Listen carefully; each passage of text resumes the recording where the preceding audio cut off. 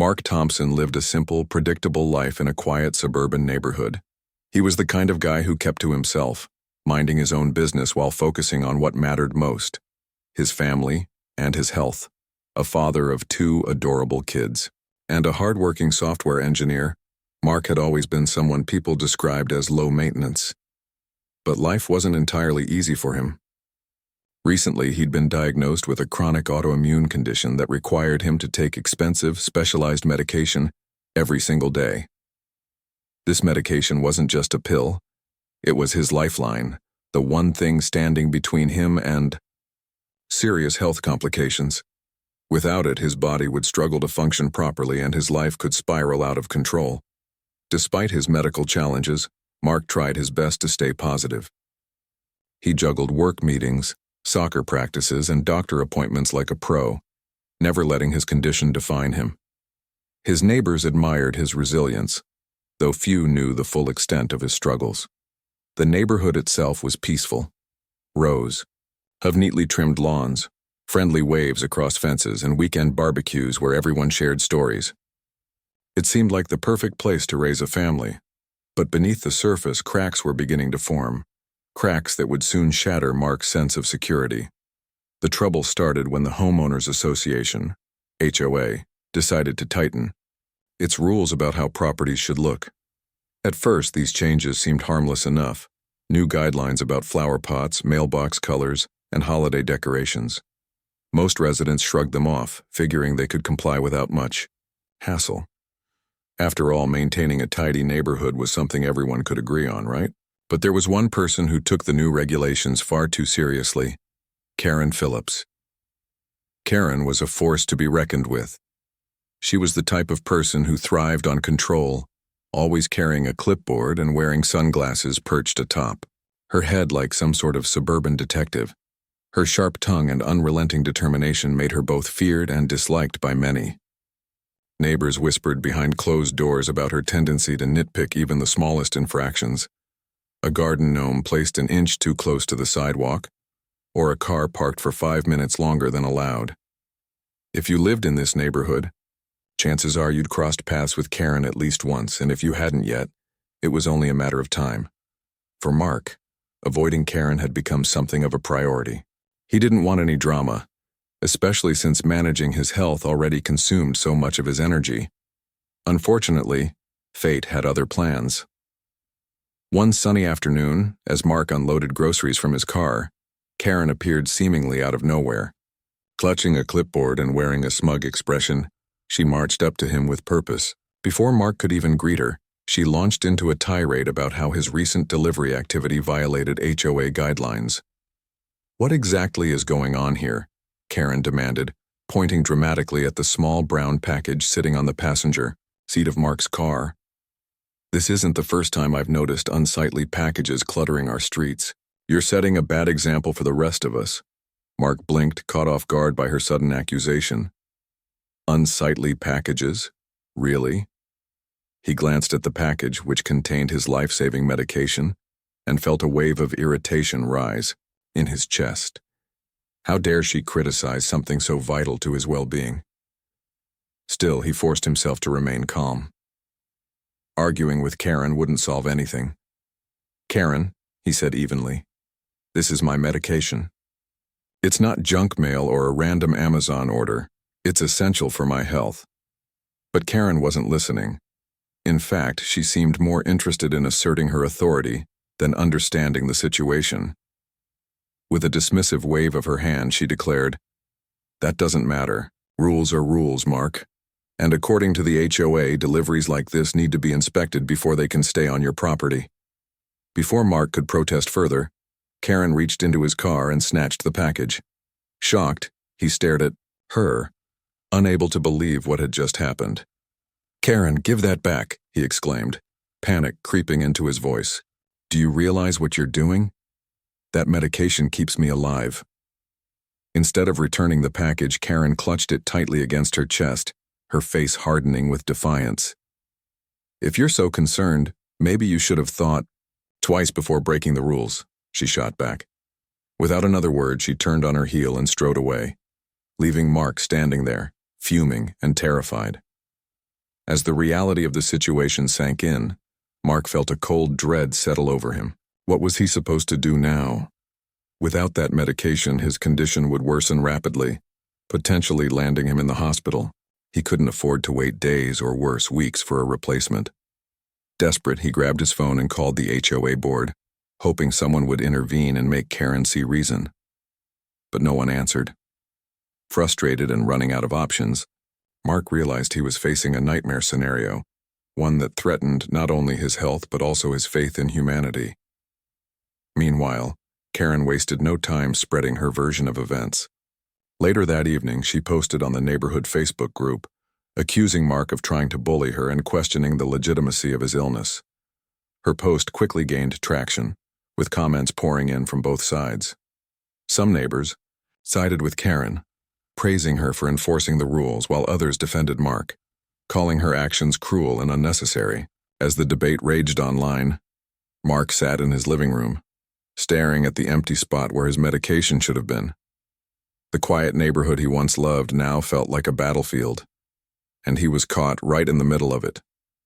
Little did Mark know this was only the beginning of a long and grueling ordeal, one that would test his strength, expose the dark side of community politics, and ultimately lead to shocking consequences none of them could have predicted. The hours following Karen's abrupt departure felt like an eternity for Mark. Standing in his driveway, he clenched and unclenched his fists, trying to process what had just happened. His medication, his lifeline, was now in the hands of someone who clearly didn't understand its importance. He couldn't believe how quickly things had spiraled out of control. One moment, he was unloading groceries. The next, his health was being held hostage by a woman with a clipboard and an inflated sense of authority. Mark knew he couldn't afford to waste any more time. Every minute that passed without his medication increased the risk of complications. Determined to resolve the situation, he picked up his phone and dialed the HOA board once again. This time he left a voicemail, pleading for them to intervene immediately. "My medication is critical for my health," he explained, his voice trembling with frustration. "Karen has no right to take it, and I need it back as soon as possible." Despite his efforts, there was no response from the board. It seemed like they were deliberately avoiding the issue, leaving Mark stranded in a bureaucratic nightmare. With no help coming from the HOA, Mark decided to take matters into his own hands.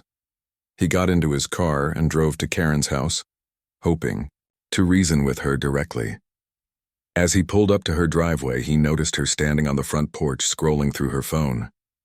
Taking a deep breath, he approached her cautiously, doing his best to keep his tone calm and respectful.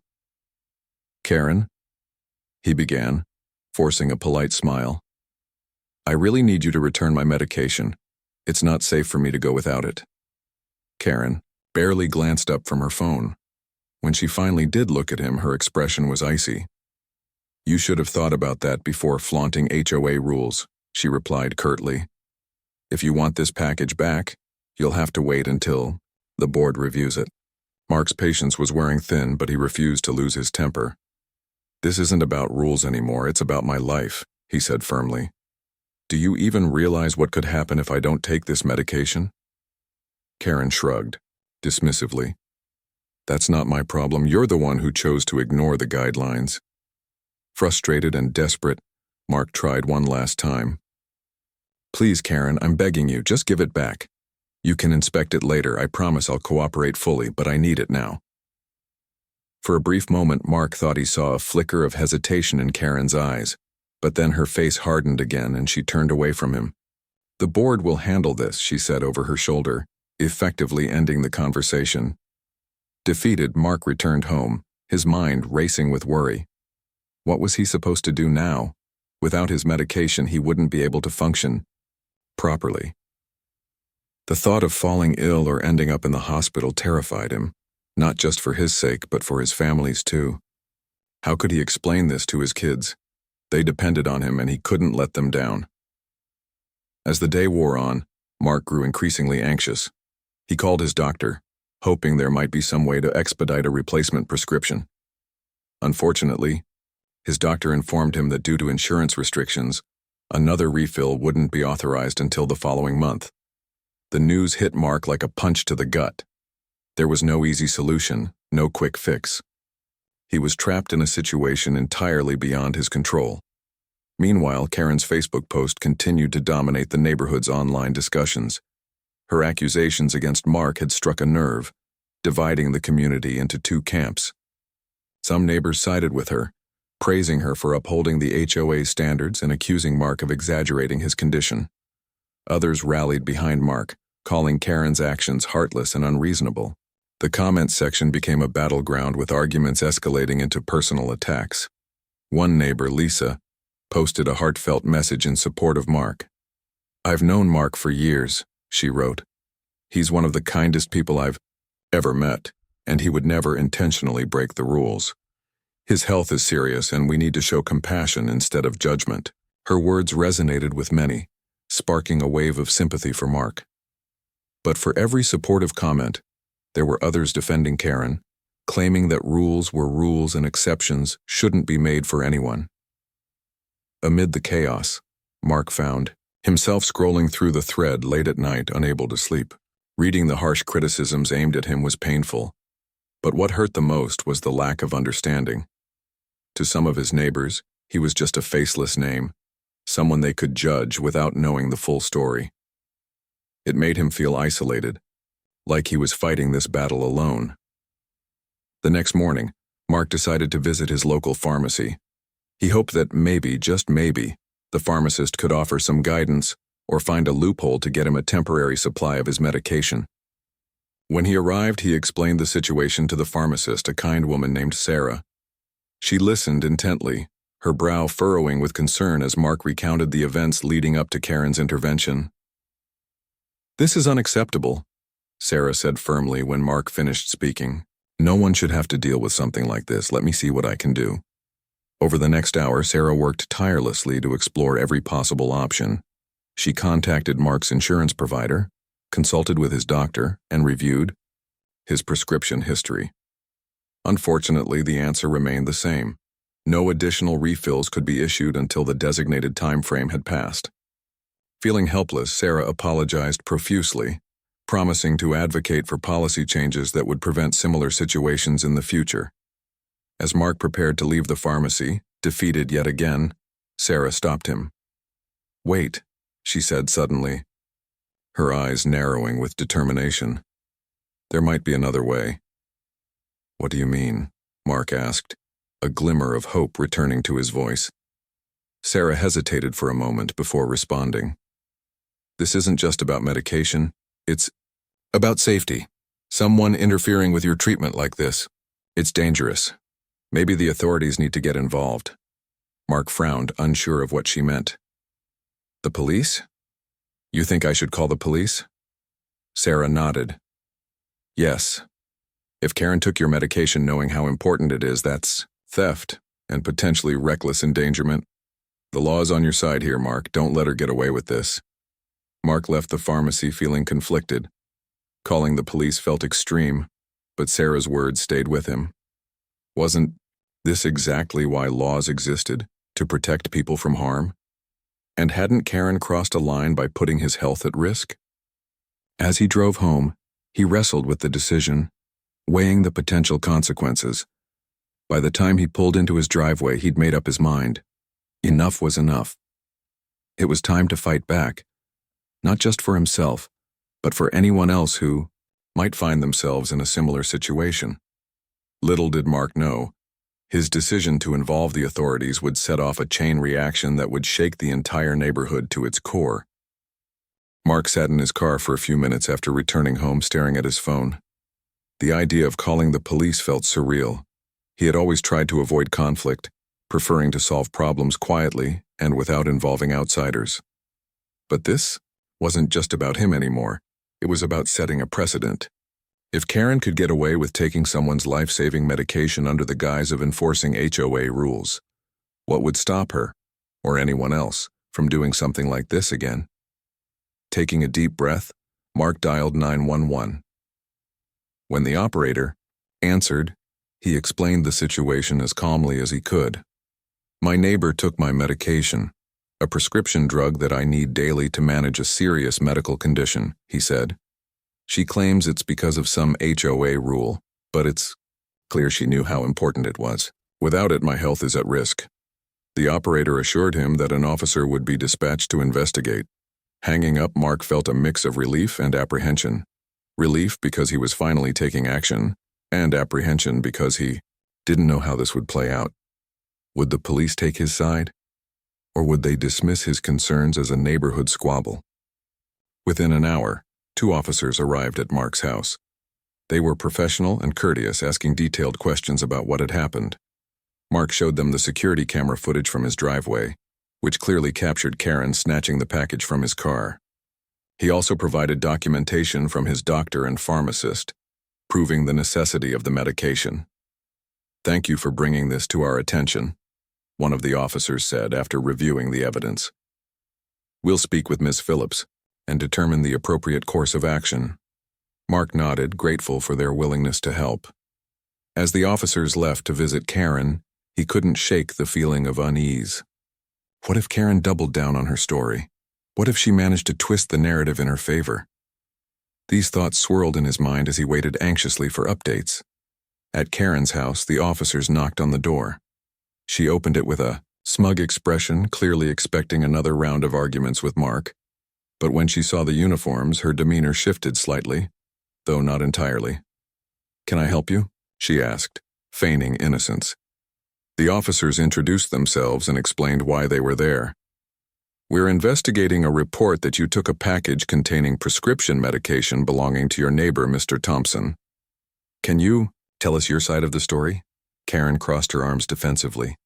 "Oh, so now we're involving the police over a simple HOA matter? This is ridiculous. That package violated community guidelines and I was within my rights to confiscate." One of the officers raised an eyebrow.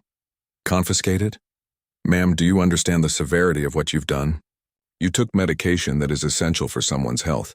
That's not just a violation of HOA rules, it's potentially criminal behavior." Karen scoffed. "Criminal? Please, I'm protecting the integrity of this neighborhood. If Mark wanted to follow the rules, none of this would have happened." The officers exchanged glances, clearly unimpressed by her justification.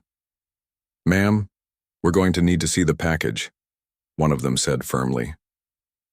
Reluctantly, Karen retrieved it from inside her house. The officers inspected it carefully, noting that it was still sealed and undamaged. "This will need to be returned to Mr. Thompson immediately," they told her, "and we'll be filing a report based on the information we've gathered today." Karen's face flushed with anger. "You can't be serious. I was doing my job as an HOA member. Are you really going to punish me for that?" "It's not about punishing you," the other officer replied. "It's about ensuring public safety.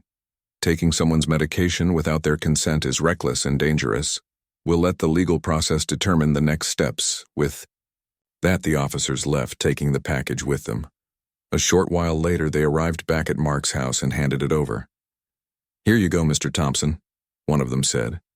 "Your medication is safe, and we'll make sure this situation is properly addressed." Mark thanked them profusely, his hands trembling as he held the package.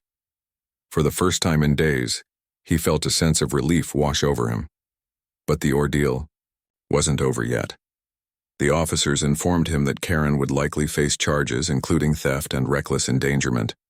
While Mark wasn't thrilled about dragging his neighbor into legal trouble, he understood that justice needed to be served. Word of the police involvement spread quickly through the neighborhood. By evening, the Facebook group was ablaze with new posts and comments. Some residents praised Mark for standing up to Karen, while others accused him of overreacting and involving law enforcement unnecessarily. The debate grew heated, with accusations flying back and forth. One particularly vocal supporter of Karen posted, "Why are we letting the police interfere in HOA matters? This sets a dangerous precedent. What's next? Calling the cops every time someone leaves their trash cans out too long." Another neighbor fired back, "Are you seriously defending someone who stole life-saving medication? This isn't about trash cans or flower pots. It's about human decency and respecting people's health." As the online argument raged on, Mark chose to stay silent. He didn't want to add fuel to the fire or give Karen any more ammunition to attack him.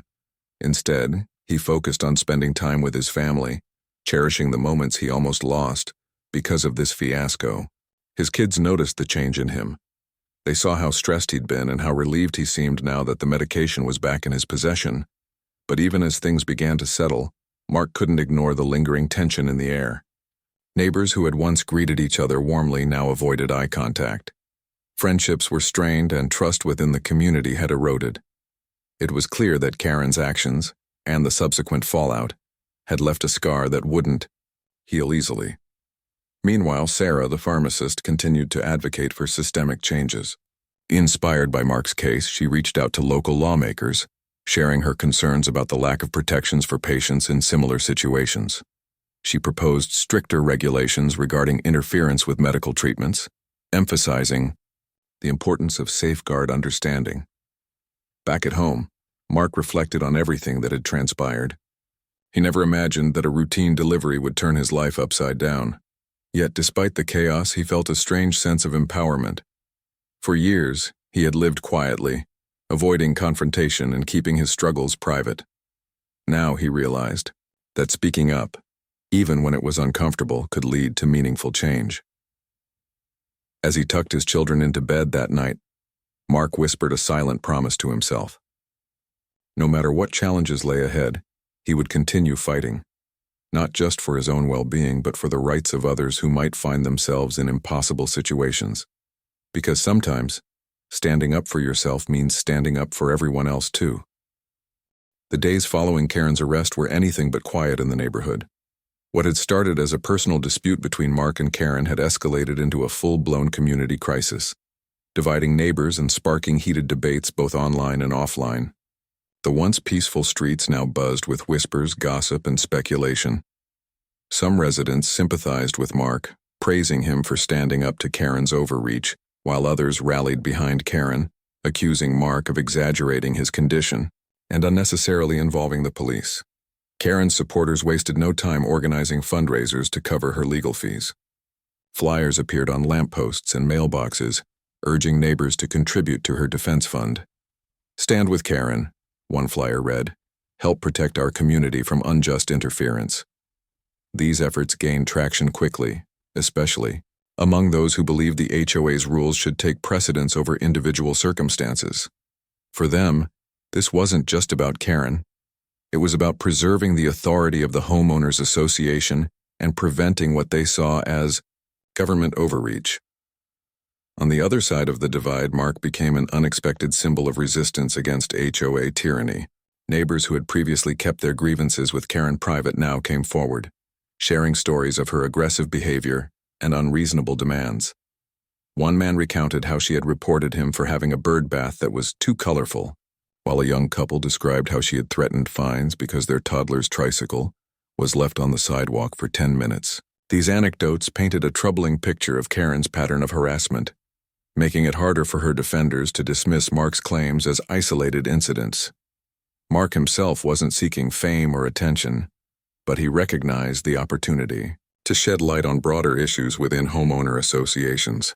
With the support of friends and allies, he began speaking out, not just about his own experience, but about the need for accountability and transparency in HOA governance. His story caught the interest of local news outlets, which ran segments highlighting the dangers of unchecked power dynamics in residential communities. Reporters interviewed Mark, Sarah, the pharmacist, and several neighbors, amplifying calls for reform. As media coverage grew, so did public scrutiny of Karen's past actions. During pretrial depositions, evidence emerged showing that she had a history of similar confrontations with residents. Emails, text messages, and recorded voicemails revealed a pattern of intimidation and manipulation. In one instance, Karen had allegedly pressured an elderly neighbor into repainting her front door after claiming the color violated HOA guidelines, even though no such rule existed. Another document showed that she had repeatedly demanded inspections of packages delivered to homes, citing vague language in the HOA bylaws that didn't explicitly grant her such authority. These revelations shocked many in the neighborhood, even some of Karen's staunchest supporters. Slowly but surely, cracks began to form in her defense campaign. A few donors withdrew their contributions to her legal fund, citing discomfort with her methods. Others distanced themselves entirely, fearing backlash from the growing movement advocating for change. For Mark, the process of preparing for trial was emotionally exhausting. He spent hours meeting with lawyers, reviewing documents, and rehearsing his testimony. Each step reminded him of the toll this ordeal had taken on his mental and physical health. Yet, amidst the stress, he found solace in the outpouring of support from strangers who reached out to share their own experiences with difficult HOAs. Their messages reinforced his belief that he was fighting not just for himself, but for countless others who felt powerless against oppressive systems. As the trial date approached, tensions in the neighborhood reached a fever pitch. Karen remained defiant, insisting that she had acted in good faith and that her intentions were misunderstood. She gave interviews to local reporters, portraying herself as a victim of slander and injustice. "I was only doing my job," she said during one televised appearance. "If people can't follow simple rules, then chaos will ensue." Her statements drew mixed reactions. Some viewers admired her determination, while others found her lack of remorse disturbing. Regardless, the court proceedings promised to be dramatic, with both sides presenting compelling arguments and evidence. When the trial finally began, the courtroom was packed with spectators eager to witness the outcome. Lawyers for the prosecution argued that Karen's actions constituted theft and reckless endangerment, emphasizing the potential harm caused by withholding life-saving medication. They presented expert testimony from Mark's doctor, who explained the severity of his condition and the risks associated with missing doses. Surveillance footage of Karen taking the package, along with witness accounts from neighbors, further bolstered their case. Karen's defense team countered by attempting to cast doubt on the urgency of Mark's medical needs. They questioned whether his condition truly required daily medication and suggested that alternative solutions, such as picking up replacements at the pharmacy, should have been explored. However, these arguments fell flat in light of overwhelming evidence supporting Mark's version of events. After days of testimony, closing arguments, and deliberation, the jury returned with a verdict: guilty on all counts. The judge sentenced Karen to probation and ordered her to attend anger management counseling and conflict resolution workshops. Additionally, a restraining order was issued, prohibiting her from contacting Mark or interfering with his property. The courtroom erupted in murmurs as the decision was announced. Outside, reporters scrambled to capture reactions from both parties. Mark expressed relief and gratitude, thanking everyone who had supported him throughout the ordeal. "This isn't about revenge," he told the gathered crowd. "It's about holding people accountable when they abuse their power and ensuring that no one else has to go through what I did." Karen, meanwhile, maintained her stance that she had done nothing wrong. As she left the courthouse surrounded by supporters, she vowed to appeal the decision, promising to continue fighting for what she believed in. Her defiance only deepened the rift in the community, leaving many wondering if reconciliation would ever be possible. In the weeks that followed, the neighborhood struggled to recover from the turmoil. Several families decided to move away, citing irreparable damage to the sense of camaraderie and trust that had once defined the area. Others stayed, determined to rebuild and create a more inclusive, compassionate environment. For Mark, the experience served as a turning point, a reminder that standing up for oneself often requires courage, resilience, and unwavering conviction. Though scars remained, Mark found hope in the knowledge that his fight had sparked meaningful conversations about fairness, empathy, and justice. Little did he know, the ripple effects of his bravery would extend far beyond his immediate surroundings, inspiring others to challenge systems of oppression wherever they existed. The aftermath of Karen's trial marked the beginning of a new chapter for Mark and the neighborhood, though it wasn't without its challenges. The verdict had brought some closure, but the scars left by the conflict ran deep. Neighbors who had once trusted each other now eyed one another with suspicion, unsure of where allegiances lay. Yard signs supporting either side of the debate dotted the streets, remnants of a battle that refused to fade quietly into memory. For many, moving forward felt like an uphill climb. Mark, however, was determined not to let bitterness consume him. He knew that dwelling on anger would only prolong the pain. Instead, he channeled his energy into something positive: advocacy. Inspired by the outpouring of support he'd received from strangers across the country, Mark founded a nonprofit organization aimed at educating homeowners about their rights and pushing for reforms within homeowner associations, HOAs. His mission was simple: to ensure no one else would have to endure what he went through. The organization, which he named Homeowners United, quickly gained traction. Through social media campaigns, community workshops, and partnerships with legal experts, Mark worked tirelessly to raise awareness about the dangers of unchecked HOA power. He shared stories from people who had faced similar struggles: elderly widows fined for planting flowers deemed too bright, families penalized for hosting birthday parties in their own backyards, even veterans denied permission to display American flags outside their homes. These accounts painted a sobering picture of how rigid enforcement of arbitrary rules could harm real people. One of Mark's biggest victories came when his advocacy caught the attention of state lawmakers. A local senator reached out to him, after reading about his story in the news, inviting him to testify at a legislative hearing on proposed HOA reform bills. Standing before a panel of legislators, Mark spoke passionately about the need for transparency, accountability, and compassion in community governance. HOAs were created to protect property values and foster harmony among neighbors, he said during his testimony, but when they prioritize rules over humanity, they lose sight of their purpose. My experience shows what can happen when unchecked authority is allowed to flourish. We need laws that empower residents to stand up against abuse and hold HOA leaders accountable. His words resonated deeply with lawmakers, leading to the introduction of landmark legislation designed to curb abusive practices within HOAs. Among the provisions were stricter penalties for harassment or intimidation, mandatory training programs for HOA board members, and clearer guidelines for resolving disputes between residents and associations. The bill passed with overwhelming, bipartisan support, earning praise from advocacy groups nationwide. Back home, the changes sparked mixed reactions. Some neighbors welcomed the reforms, relieved to see measures put in place to prevent future conflicts. Others grumbled about government interference, arguing that HOAs should be free to operate as they saw fit. Despite these differing opinions, there was no denying that the landscape of the neighborhood, and countless others like it, had shifted forever. For Karen, life after the trial was anything but easy. Her probation terms required her to attend counseling sessions focused on managing anger and resolving conflicts peacefully. At first, she approached these sessions with skepticism, often dismissing them as unnecessary. But over time, subtle shifts began to occur. During group discussions, she listened as participants shared personal stories of loss, frustration, and regret. Slowly, Karen started to see glimpses of empathy, a concept she had long dismissed as weakness.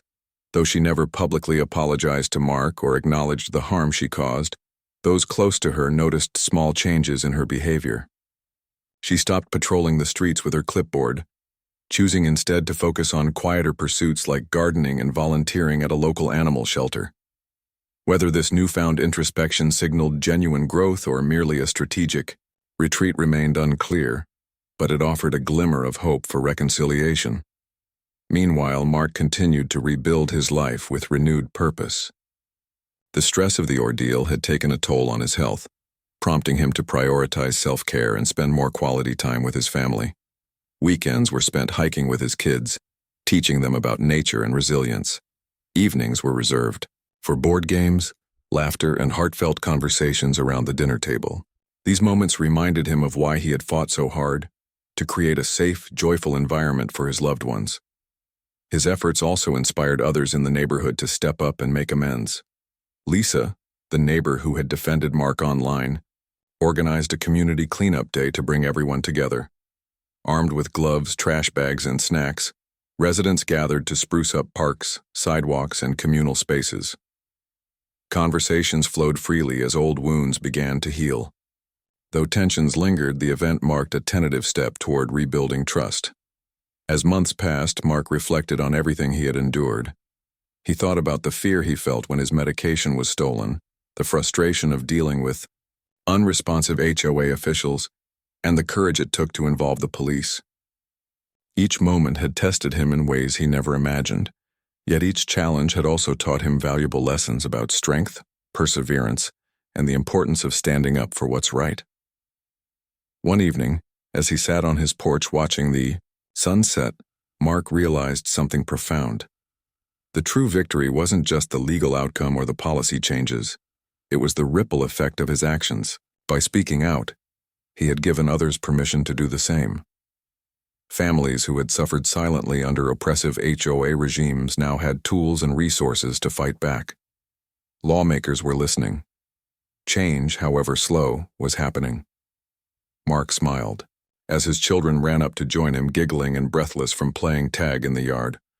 They collapsed onto the porch steps beside him, their faces glowing with innocence and joy. In that moment, surrounded by love and possibility, Mark felt a deep sense of peace. Yes, the road ahead would still have its bumps, but he was ready to face them head-on, with hope, determination, and an unwavering belief in the power of unity. And so, the quiet suburban neighborhood began to transform, not overnight, but gradually, one kind gesture and open conversation at a time. What had once been a battleground became a place of healing, resilience, and renewed purpose. For Mark Thompson, the journey had been long and difficult, but it had led him to a truth worth cherishing. Sometimes the hardest battles yield the most meaningful victories.